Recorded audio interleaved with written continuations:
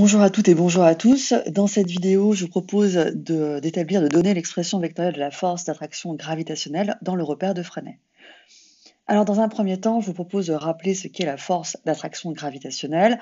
On va s'intéresser à deux systèmes en interaction, typiquement le Soleil et la Terre, par exemple, représentés chacun par leur centre d'inertie, considérés comme des points donc. Et ces deux systèmes seront séparés par une distance notée petit d dans la suite de cette vidéo. Le système que nous allons étudier sera la Terre, qui va donc subir une force attractive de la part du Soleil, force qui sera orientée de la Terre vers le Soleil et dont la direction va correspondre à la droite d'action qui passe entre les centres d'inertie de chacun des systèmes. Autrement dit, la direction va correspondre à la droite ici en pointillé. Vous l'avez compris, direction, sens, avec une certaine valeur, eh bien, la force d'attraction gravitationnelle sera bien entendu symbolisée par un vecteur, comme toute force. Cette force, donc, ce vecteur force, est donc, selon la direction Terre-Soleil dans le sens de la Terre vers le Soleil, et la longueur de ce vecteur sera proportionnelle à la valeur de la force, valeur qui est donnée par l'expression grand G fois la masse du Soleil fois la masse de la Terre, divisée par la distance qui sépare ces deux systèmes au carré.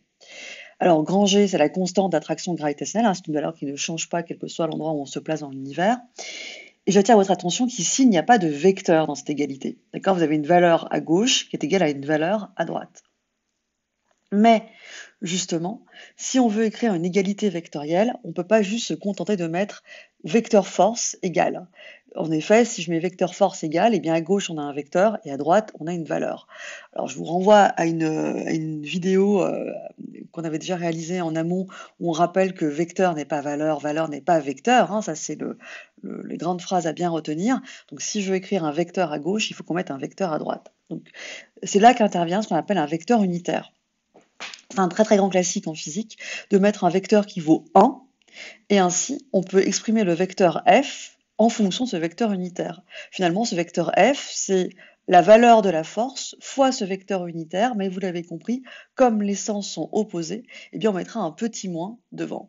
En effet, le vecteur force et le vecteur u sont de même direction, mais de sens contraire. Et comme le vecteur u vaut 1 en termes de norme, eh bien le vecteur force sera égal à la valeur grand G fois ms fois mt sur d carré fois le vecteur unitaire qui vaut 1. Alors ça, c'était donc l'expression de la force d'attraction gravitationnelle, son expression vectorielle telle qu'on l'avait vu dans les classes précédentes. Rappel sur ce qu'est le repère de Freinet. Le repère de Freinet est utilisé en général lorsqu'on étudie un objet qui a un mouvement circulaire.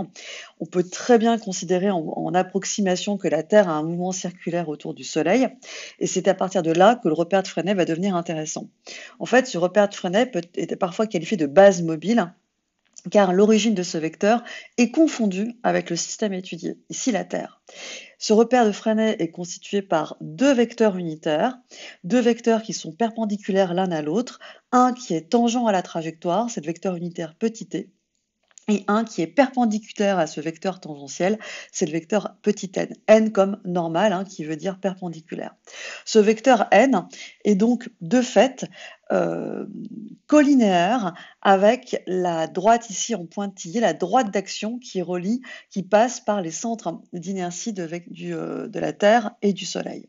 Si on superpose de nouveau le vecteur unitaire qu'on avait défini précédemment, je vous rappelle que le vecteur tangentiel t et le vecteur normal n sont deux vecteurs aussi unitaires. Leur valeur, c'est 1. D'accord ? Eh bien, vous le comprenez, le vecteur u et le vecteur n sont collinéaires, d'accord, c'est-à-dire la même direction, mais de sens contraire. Ainsi, le vecteur n vaut moins le vecteur u. Alors maintenant, si on combine les deux diapositives précédentes, celle relative à la loi de la force d'attraction gravitationnelle, en tout cas son expression vectorielle d'une part, et le repère de Freinet d'autre part, eh bien, on se retrouve dans cette situation où on va faire apparaître ici la force exercée par le Soleil sur la Terre. Donc vous le comprenez, on avait établi l'expression précédente avec le vecteur unitaire petit u tel qu'on l'avait vu dans les classes précédentes. Or, moins le vecteur petit u, c'est le vecteur n. Autrement dit, la force d'attraction gravitationnelle exercée par le Soleil sur la Terre, par exemple, c'est grand G fois la masse du Soleil fois la masse de la Terre sur la distance qui sépare les deux systèmes au carré fois le vecteur unitaire n. Alors, vous pourriez me dire, mais on n'avait pas besoin de passer par le vecteur unitaire pour s'en convaincre. Il est vrai.